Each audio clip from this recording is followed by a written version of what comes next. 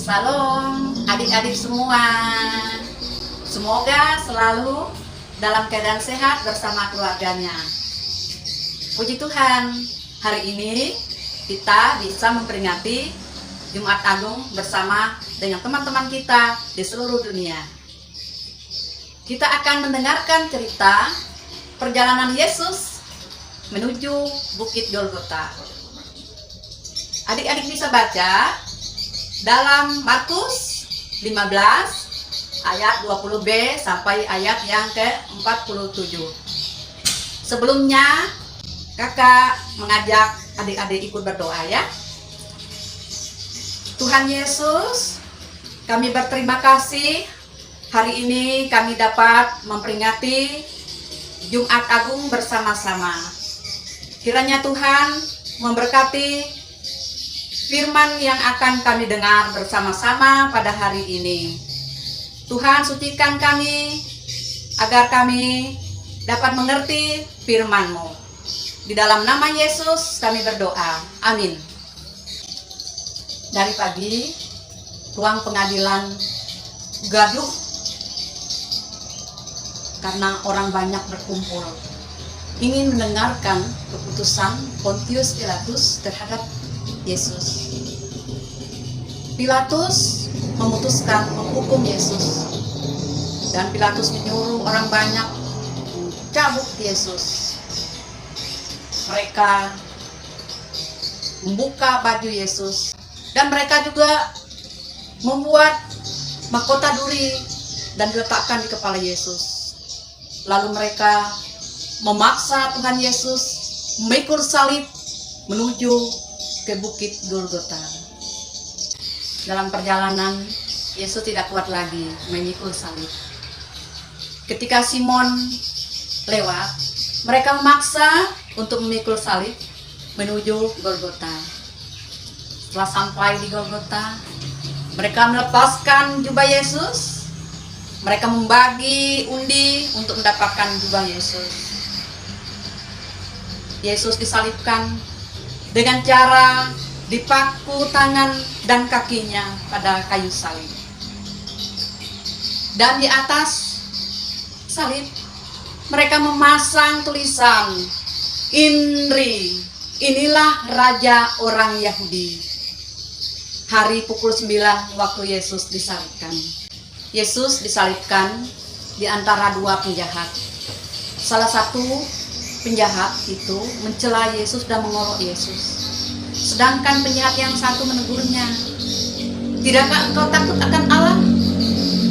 Kita patut menerima hukuman karena kesalahan kita."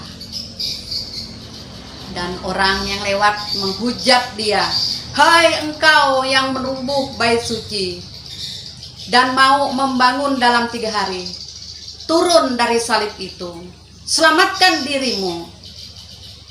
Tidak ketinggalan saat itu, ahli Taurat mengolok Yesus. Orang lain ia selamatkan, dirinya sendiri tidak dapat diselamatkan. Turun dari salib itu supaya kita lihat dan percaya. Mulai jam 12 siang, gelap di seluruh negeri. Yesus makin lemah. Ia berseru dengan nyaring, "Eloi, Eloi, lama sabatani." Artinya, "Allahku, Allahku, mengapa engkau meninggalkan aku?" Dan mereka mengira Yesus memanggil Elia.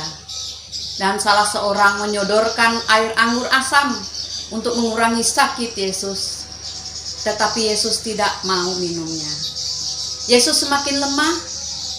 Berserulah Yesus, "Ya Bapa, ke dalam tangan-Mu kuserahkan rohku." Yesus mati di kayu salib. Pada saat itu terjadi gempa bumi yang luar biasa besarnya.